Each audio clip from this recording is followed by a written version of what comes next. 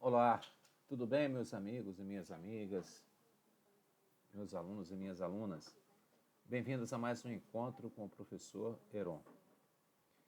Nós vamos na aula de hoje, na continuação daquilo que a gente já estava fazendo, nós vamos resolver exercícios.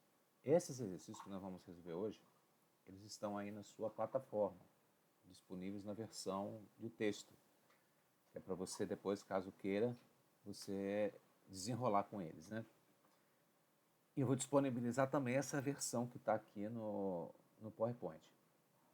Mas o objetivo com esses exercícios de hoje é a gente fazer uma caminhada do eletromagnetismo para a eletrodinâmica, que a gente veio da eletrodinâmica e entramos dentro do eletromagnetismo. Agora vamos do eletromagnetismo dar uma voltinha para a eletrodinâmica, para quando a gente chegar no finalzinho, daqui a 3 ou 4 semanas, a gente já está tudo prontinho para só fazer a revisão.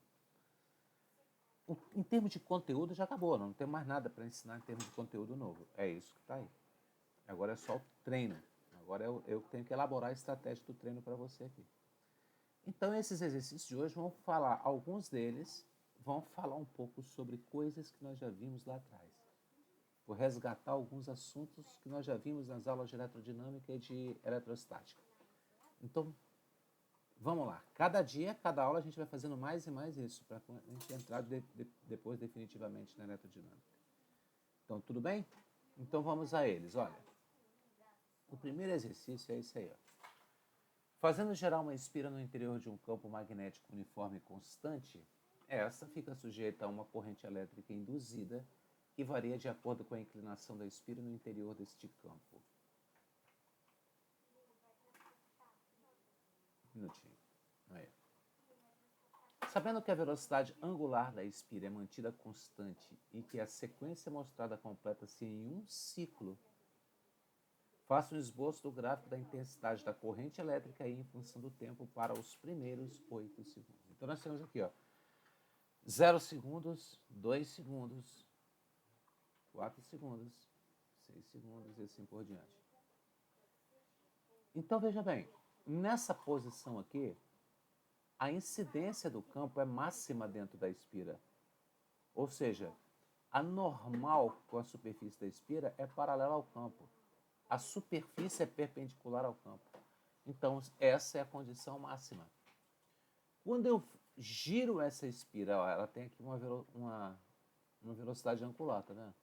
Quando eu girar essa espira, então essa parte aqui vai vir para cá. Eu girei em 90 graus. Nessa condição que nós temos aqui, a incidência do campo magnético dentro dessa espira é praticamente zero. Praticamente não, é zero. Então aqui nós não temos corrente nenhuma. Ela continua daqui para cá 90 graus, né? Ou π sobre 2 radianos. Se ela continua girando, quer dizer, esse lado da espira sobe e esse lado aqui vai descer. Ele volta a ter a posição de corrente máxima, de fluxo máximo. E depois, se ele continua girando, ele volta a ter o fluxo mínimo. Então, girar uma espira dentro de um campo faz com que o fluxo varie no interior dessa espira.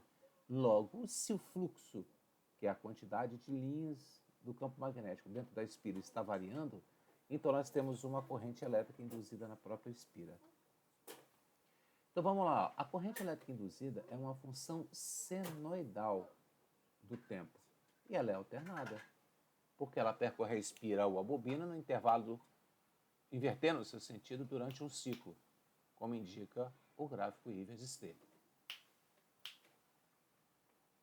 Observe na sequência do enunciado que quando T é igual a zero, o fluxo e, consequentemente, a corrente são máximos.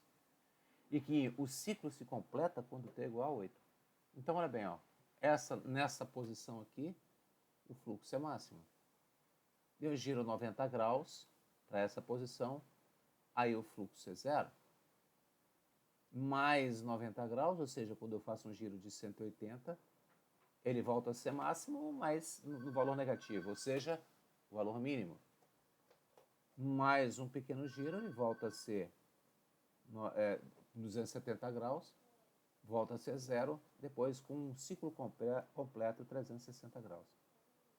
Então, esse é o gráfico do fluxo em função do ângulo, mas ele quer em função do tempo, ó, do período, olha aqui, ó.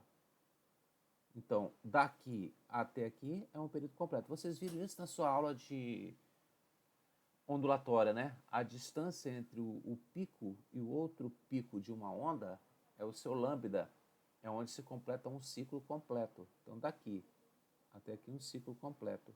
Aqui é metade de um ciclo, ó. Metade do período, t sobre 2. T sobre 4, t sobre 2, t sobre 4 e t. Então, ele quer esse segundo gráfico aqui, ó. Certo? Quando é máxima, aqui e aqui, ó. Só que o máximo aqui é o valor negativo, né? Porque a corrente inverteu o sentido. Ok? Questão número 2. É possível acender um LED movimentando-se uma barra com as mãos? Para verificar essa possibilidade, um jovem utiliza um condutor metálico em forma de U, que é esse condutor aqui, né? Ó, em forma de U, é esse mais fino, né? Sobre qual pode ser movimentada uma barra M, que é essa barra aqui. Essa é a barra. Eu posso arrastar essa barra para lá ou para cá, deslizando ela como se isso aqui fossem trilhos, né? Então, essa barra ela pode se movimentar para lá e para cá, assim. Para lá e para cá, para lá e para cá. Também condutora entre as posições x1, que é essa aqui, e x2, que é essa aqui. Então, ele me deu essas medidas, aqui 0,20 metros, daqui até aqui 0,40, daqui aqui 0,60. Com essas medidas aqui, eu posso calcular tanto essa área aqui quanto essa área aqui. Se essa barra se arrasta para cá, essa área diminui e essa aumenta. Ou seja, a quantidade de linhas de campo dentro dessa área diminui quando essa barra vem para cá. A quantidade de x's, que são os campos magnéticos, diminui aqui. Aumenta do lado de cá e diminui do lado de cá. Aqui ele me deu alguns dados, ó, do LED. O LED é um diodo emissor de luz, né? A potência dele é 24 miliwatts. Olha, miliwatts, potência dada em watts. A corrente é 20 miliampere. A luminosidade, que é dada em lumens, é a capacidade que ele tem de emitir luz. Essa disposição delimita uma espira condutora na qual é inserido o LED. Então está aqui o LED aqui, ó, né? Vem aqui, ó. Então esse fio vem, vai no LED, volta e continua aqui, certo? Então é o fio, ó, esse é o fio, ó, esse mais fino, ó. Passa no LED e vem embora. E aqui é uma barra metálica aqui, cujas características são indicadas na tabela ao lado. Todo o conjunto é colocado em um campo magnético B que é perpendicular ao plano dessa folha e entrando nela. Então por isso que eu tenho um X aqui. Esse X é do campo magnético que está entrando na folha, na tela sua nesse caso, né? A intensidade desse campo magnético B é 1,1 Tesla.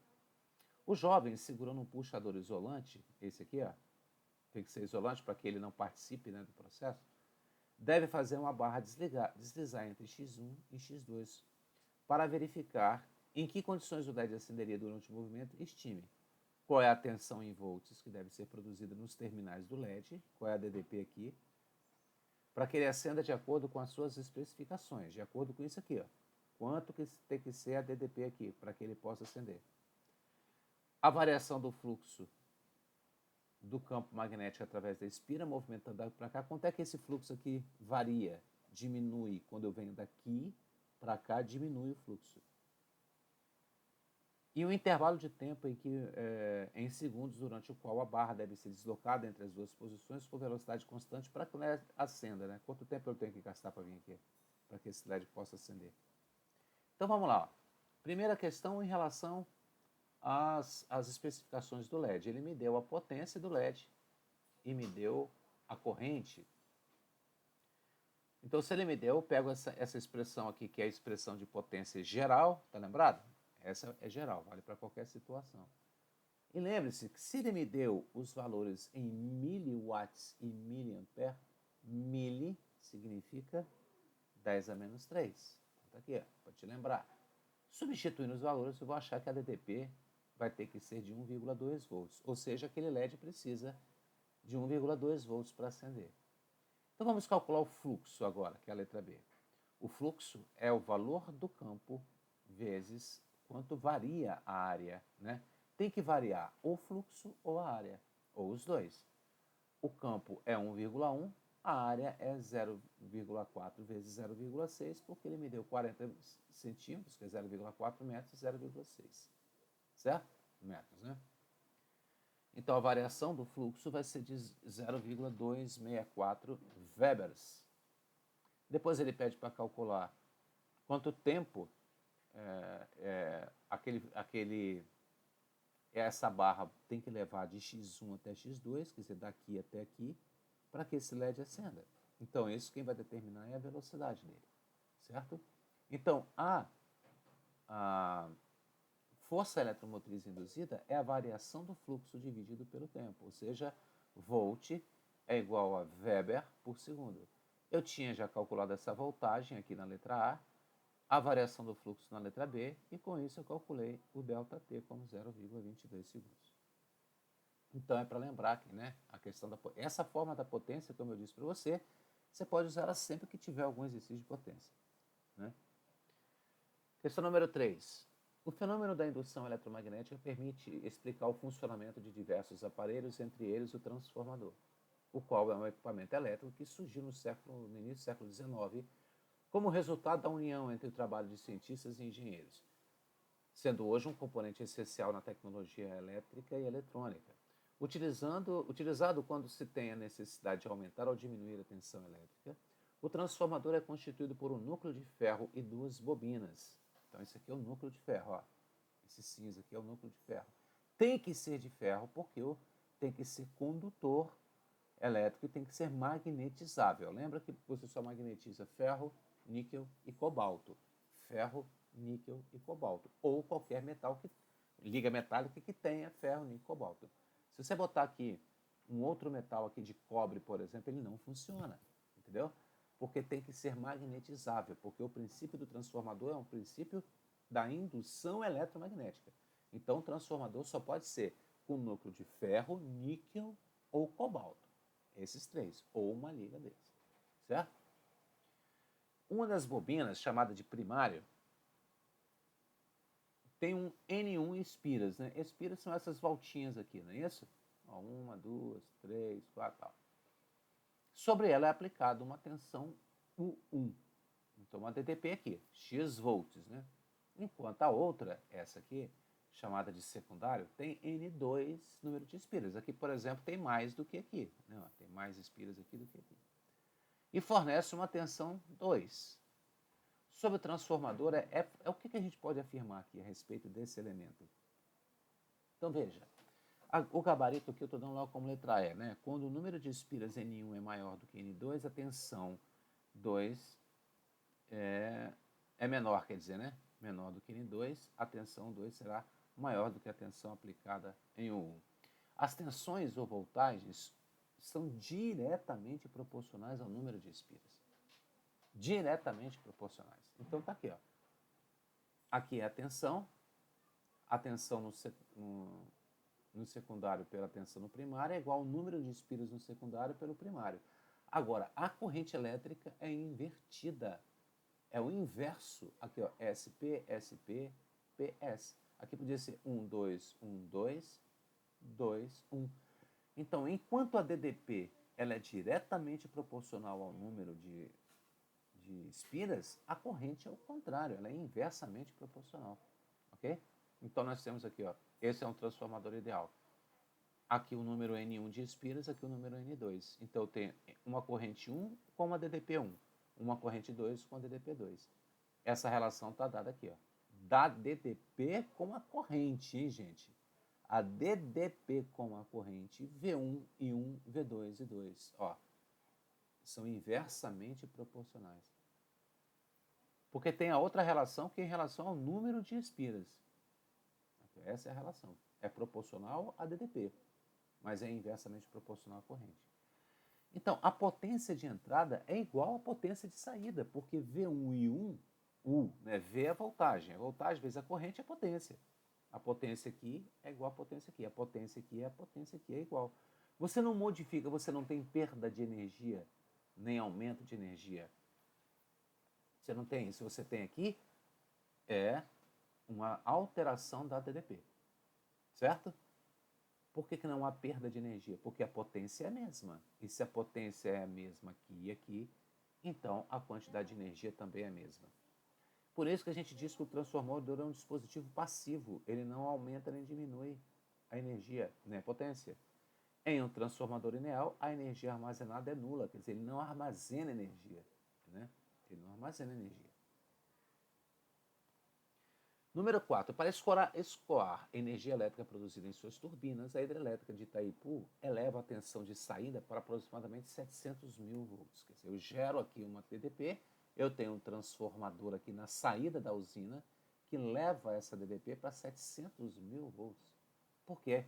Itaipu ela fornece a DDP, a corrente, para o Sistema Nacional. Isso corre longas distâncias, desde a usina lá na fronteira com o Paraguai, até outros pontos bem mais distantes, como o estado de São Paulo, etc. Em sua residência, as tomadas apresentam a tensão de 127 ou 220, não é isso? Então, o equipamento que realiza essa tarefa deve elevar e abaixar a tensão, é o transformador. Aqui ele eleva na saída, ele eleva a DDP para poder ser transmitido através daquelas torres. As torres, quando elas chegam na subestação, ela abaixa, ela diminui essa DDP. Essa DDP vai para os postes de distribuição e esses postes têm um outro transformador que vai baixar para 127 volts. Então, nós temos 3 transformadores, um na saída da usina, outro na subestação e outro nos postes que vão abaixar para 700 mil volts. É isso? Então, opa. O que a gente pode falar a respeito desse bichinho? Letra B. Opa, estava voltando. O princípio de funcionamento de um transformador exige que a tensão seja alternada. Gente, olha bem. Por que tem que ser alternada? Porque eu preciso provocar. Quando eu provoco uma variação da corrente elétrica aqui, eu provoco um delta na variação do fluxo magnético. Eu preciso que esse fluxo magnético aqui varie. Ele tem que ser variável. Porque se ele for constante, ele não vai induzir uma corrente aqui. Porque só vai induzir corrente nessa espira se o fluxo for variável. Então eu preciso que esse fluxo varie. Certo? Ele precisa ser variável. Então essa corrente aqui é uma corrente alternada, porque ora ela está num sentido, ora ela está no outro sentido. Ora no sentido horário, ora no sentido anti-horário. Eu já expliquei para vocês que esse fluxo aqui acontece na nossa corrente aqui no Brasil 60 vezes por segundo, essa variação aqui ó, da corrente e essa variação do fluxo. Por isso, a nossa corrente ela é uma corrente alternada. Então, eis aqui novamente o gráfico da corrente alternada, né?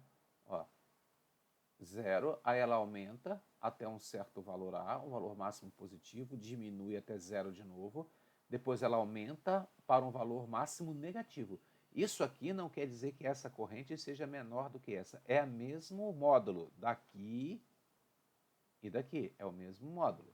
Só que aqui a corrente vai num sentido, por exemplo, daqui para lá, e aqui ela vai em outro sentido, de lá para cá. Essa senoide que tem aqui, ela tem uma frequência de 60 Hz. 60 Hz. E de um pico ao outro é um ciclo. Daqui até aqui ó, é outro ciclo. Mas é isso aqui vocês já viram na sua aula de ondulatória. A leitura desse gráfico é a mesma leitura que você faz do gráfico de uma onda senoidal que vocês viram com a aula do seu professor de ondas. Questão número 5. Um condutor de 0,5 metros de comprimento, mais uma questão daquela que vocês viram agora há pouco. Move-se com velocidade de 10 metros por segundo e um campo magnético de 0,4 Tesla. Só que agora esse campo está saindo da folha, tá vendo? Aquele outro era um X, estava entrando na folha, agora ele está saindo da folha. Certo? O sentido da corrente induzida e o módulo da força eletromotriz formada na espira ABCD são... Então vamos ver. Bom, para calcular a força eletromotriz, BLV. O campo é 0,4, o comprimento é 0,5, a velocidade é 0,4, então a DDP é 0,8. Então, não creio que você tenha dificuldade com isso aqui, ó, de substituir valores. Agora, aqui, ó, como a área ABCD está aumentando com o tempo, opa, qual é a área que está aumentando? A, B, C, D. Essa área está aumentando. Então, note que eu tenho um resistorzinho aqui, ó. Então, o que vai me interessar é essa corrente aqui. É essa corrente aqui, correto? Esse lado aqui, ó. Então, vamos ver, ó. O fluxo magnético também aumenta sobre ela. Dessa forma, surge uma corrente elétrica induzida em oposição ao aumento de fluxo do campo magnético. O campo magnético gerado pela corrente elétrica é, portanto, formado no sentido oposto ao do campo magnético original, ou seja, saindo do plano do papel. Então, se esse campo aqui está saindo do campo, o campo gerado aqui vai ser em oposição. Opa, desculpa. De acordo com a regra da mão direita, para sentido da corrente, né, ele é gerado por uma corrente elétrica no sentido anti-horário, ou seja, A, D, C, B. Então, essa é a corrente elétrica. Para que o campo gerado por ela seja em oposição a esse aqui, para que o campo seja entrando na folha. Certo? Questão 6. Um filtro de velocidades é um dispositivo que utiliza o campo elétrico e, né, uniforme. Ó, campo elétrico, tá vendo? Esse é lá do início do ano. Perpendicular a um campo magnético. Opa, magnético. Então, eu tenho dois campos, o elétrico e o magnético. São campos cruzados. Então, esse X é o campo magnético, é o vetor que está entrando na folha. E essa reta, essa linha aqui, ó, esse vetor aqui é o campo elétrico. Então, note que eles são perpendiculares entre si. A figura a seguir mostra uma região do espaço em vácuo entre as placas planas e paralelas de um capacitor. Perpendicular ao campo produzido pelas placas está o campo magnético uniforme. Uma partícula positiva, aqui ó, essa partícula positiva, de carga aqui, move-se em direção a Z, ela vai se mover aqui, com velocidade constante, conforme essa figura 1. Bom, letra A, na figura 2, que aqui represente os vetores da força elétrica e da força magnética que atuam na partícula, e assim que entra na região de campos cruzados, indicando as suas magnitudes. Determine a velocidade com que a partícula detém para não ser desviada, para que ela possa ir em linha reta. Então, primeiro vamos desenhar os campos. Note que o campo elétrico nasce da placa positiva e vai em direção à negativa. Lembre-se que uma carga positiva, ela se move, a força que atua sobre ela tem o mesmo sentido do campo. Se a carga for negativa, se o campo está para lá, a força elétrica está no sentido contrário. É isso que diferencia uma carga positiva de uma negativa quando o assunto é campo elétrico. Vou repetir. Cargas positivas, a força elétrica tem o mesmo sentido do campo. Cargas negativas, a força elétrica tem o sentido oposto ao campo. No nosso caso, ela é uma partícula positiva. E note que o campo elétrico nosso é de cima para baixo. Ó. Né? Aqui o positivo em cima, o campo sai da pose, chega na nega. Então essas setinhas aqui de dentro, ó, essas setinhas verticais, são a do campo elétrico. Então, se eu arremessar uma carga aqui, ela vai, como essa carga é uma carga positiva, ela vai se mover a favor do campo, certo? Opa. Perdão, gente. Perdão. Então vamos lá. A força elétrica é o AQ vezes Z. Só conferir aqui para a gente não se perder, tá vendo? Essa carga nossa aqui é uma carga positiva, correto? Vamos ler de novo aqui? Eu acabei até me perdendo. Uma região de duas placas, uma partícula positiva move-se aqui. Então, o que tem que acontecer? Olha, gente, se a partícula é positiva, ela vai se mover para baixo, porque ela vai se mover a favor do campo, certo? Mas eu não quero que... Agora, olha também o campo magnético. Se a partícula é positiva, vamos usar a regra do PED. O que é a regra do PED? A regra do PED é cargas positivas com a mão esquerda, direita é a mão direita. As negativas é a mão direita, o elétron. Então a carga é positiva. Federação Brasileira de Vôlei, FBV. PED, prótons e cargas positivas, esquerda, direita, elétrons e cargas negativas, certo? Então, se o campo está entrando, a velocidade está para cá, a força magnética é para cima. O campo está entrando no plano, a velocidade está para cá, a força é para cima. Então, vamos ver se é isso que aconteceu aqui. Então, olha, a força magnética é para cima, tá vendo? Ó? A velocidade, o campo é entrando, de novo, faça você com a mão esquerda aí, ó. Federação Brasileira de Vôlei, força, campo, velocidade. O campo entrando, a velocidade para cá, a força magnética apareceu para cima. Como a carga é positiva, ela vai seguir o campo elétrico. Então, ela vai, esses vetores vão gerar uma força puxando essa carga para baixo. Então, eu tenho uma força puxando a carga para baixo, porque ela é positiva e positiva se orienta conforme o campo, tá vendo? Ó, a força e o campo são no mesmo sentido. Então, para baixo tem uma força elétrica e para cima uma força magnética. Bom, como eu não quero que ela sofra desvio, né? Essa é a próxima pergunta, olha aqui, ó. Determine a velocidade que a partícula dt para não ser desviada. Ou seja, para que ela mantenha a sua velocidade constante. Então, eu tenho que ter, além de termos dois vetores de força opostos, eles têm que ter o mesmo módulo. Ou seja, a força elétrica, que é Q vezes E, tem que ser igual à força magnética, que é igual a Q vezes V vezes B. Fazendo essa igualdade, nós vamos encontrar que a velocidade tem que ter a razão entre o campo elétrico e o campo magnético. Gente, presta atenção, vou falar uma coisa aqui. Isso aqui nós vimos no início do ano. A força elétrica sobre uma carga positiva, ela tem o mesmo sentido do campo. Se o campo está para baixo, a força elétrica é para baixo. Aqui, ó, força elétrica é para baixo. Isso porque essa carga é positiva. Para determinar a força magnética aqui para cima, ó, eu usei a regra da mão esquerda para campo. Federação Brasileira de Vôlei. Então faça esse teste, porque nós estamos juntando aqui dois conceitos. Um de campo elétrico e um de campo magnético. Beleza? Questão número 7.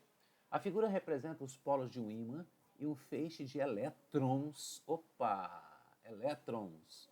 Se eles são elétrons, nós vamos usar a mão direita.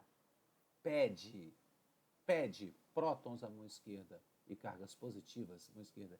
A mão direita é para elétrons e cargas negativas. Então, a figura representa os polos de um ímã e um feixe de elétrons penetrando no campo magnético desse ímã com velocidade v, perpendicularmente ao fundo do papel. Gente, então esse xizinho aqui, ó, é velocidade, não é o campo. O campo, ele sai do polo norte e entra no polo sul. Todo o campo magnético nasce no polo norte e morre no polo sul. Então, o campo magnético é vertical e para baixo, o campo magnético vertical e para baixo, porque nasce no norte e morre no sul. Esse x aqui é o vetor da velocidade e ele quer saber para onde vai a força, para onde a força vai desviar essa carga, na direção de 1, de 2, de 3 ou de 4. O feixe de elétrons deslocar-se-á segundo a orientação dada pela seta. Então vamos ver, ó. Como eu vou usar a regra da mão direita, porque é um elétron, olha aqui que eu escrevi aqui, ó. O campo magnético atua sempre do polo norte para o polo sul. Então eu tenho um campo magnético daqui para baixo, certo? Daqui para baixo eu tenho um campo magnético. Nesse caso, ele é vertical para baixo, não é isso? A força magnética, o campo magnético e a velocidade do feixe de elétrons devem ser perpendiculares entre si. A velocidade, o campo e a força. Tem que ser 90 graus. Todos eles têm que ser perpendiculares. Assim sendo, aplicando a regra da mão direita, ó, PED, prótons à mão esquerda, direita é para elétrons. percebe-se que o único sentido possível para essa atuação da força está sobre a seta 1. Então vamos de novo aqui comigo? Faça assim. Você vai pegar a sua mão direita agora. Pega aí a sua mão direita. Esse dedo é o do campo. O campo está de cima para baixo, do norte para sul. Então bota aqui. O feixe tem essa velocidade daqui para lá. Então esse dedão aqui é o da velocidade. Ó. Campo, velocidade. A força, então, vai aparecer... Opa, a velocidade é para lá, né? Desculpa, ó, campo. A velocidade entrando aqui, ó. A velocidade entrando no plano da tela. Então a força vai aparecer no sentido do vetor número 1. Certo? É uma ginástica lá, mas é legal, né? Última questão, número 8. A figura mostra um circuito e uma espira contidos no plano de uma folha. Então eu tenho aqui um circuito e uma espira. Tá vendo que a espira não tem nada, né? Agora esse é um circuito por quê? Porque eu tenho um resistor, eu tenho uma DDP, uma bateria. Então eu tenho um circuito, eu tenho uma corrente girando daqui para cá, ó, no sentido horário, tá certo? Eu tenho uma corrente girando no sentido horário. O circuito contém uma fonte de tensão força eletromotriz E, um resistor de resistência R. A resistência desse circuito está sendo diminuída pelo deslocamento do cursor S. Ou seja, essa ponta aqui, ó, que é o cursor, pode se movimentar para cima e para baixo.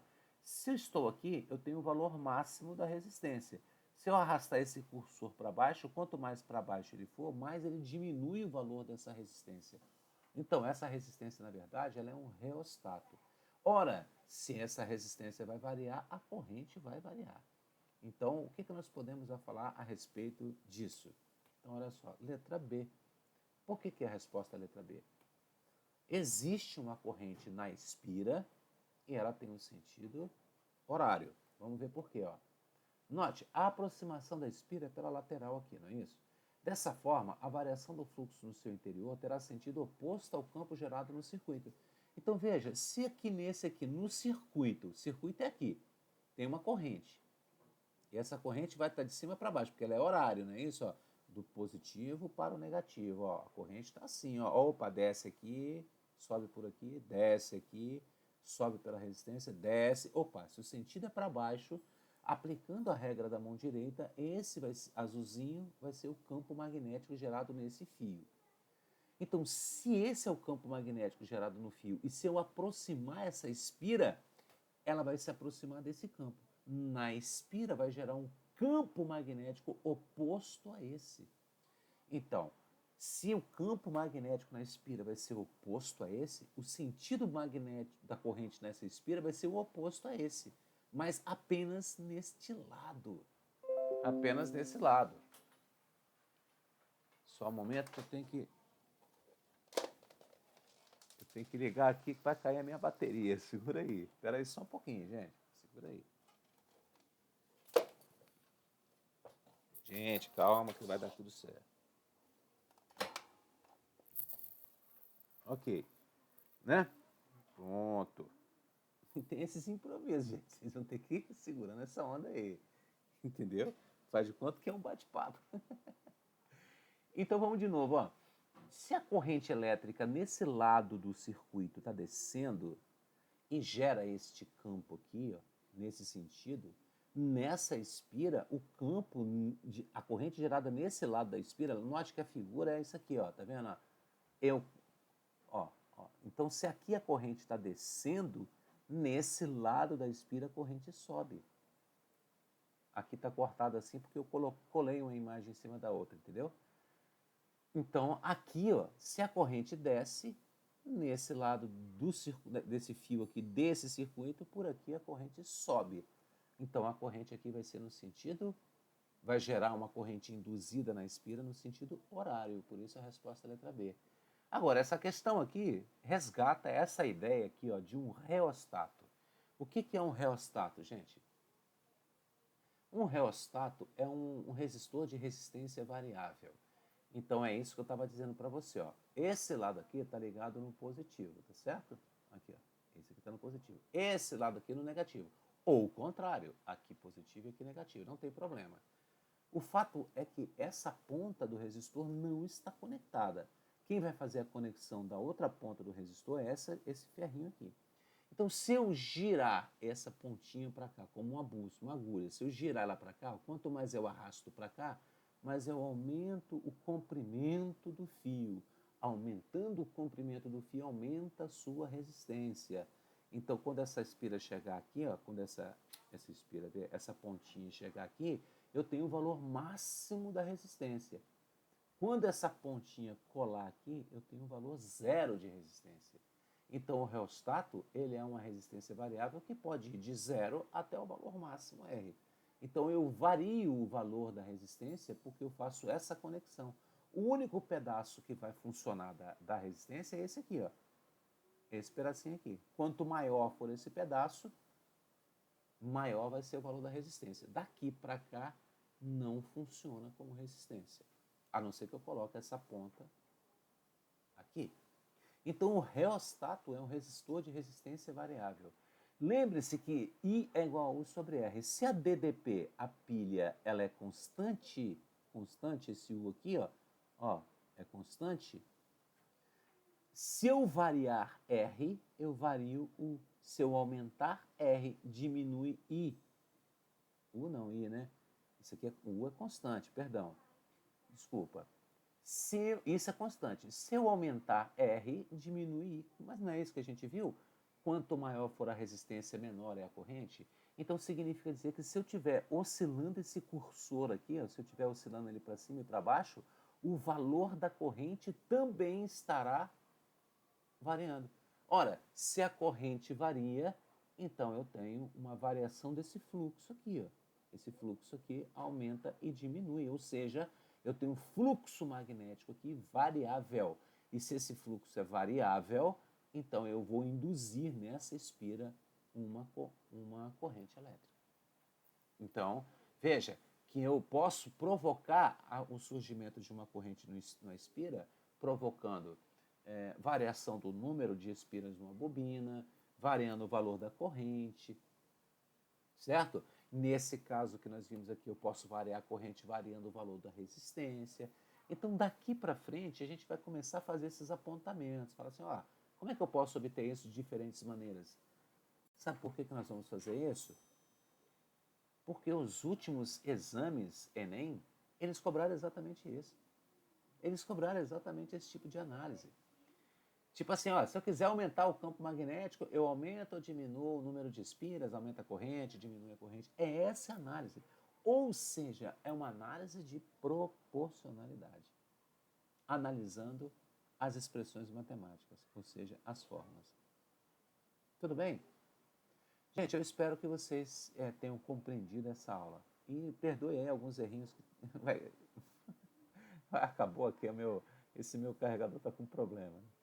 Aí de vez em quando eu tenho que mexer ali no fio, mas eu vou gravar uma aula de novo, com o risco dele fazer a mesma coisa de novo, por causa de uma falha dessa que você acaba compreendendo, né? Você entende, né? Se eu falo, vou apagar, fazer de novo, porque deu esse problema aqui. Aí eu vou lá e começo lá no meio e dá o mesmo problema. Vou ficar a vida inteira aqui. Eu espero que vocês compreendam isso, entendeu? E que vocês tirem proveito dessa aula, tá bom? Até a próxima semana. Um grande abraço para vocês. Estamos juntos.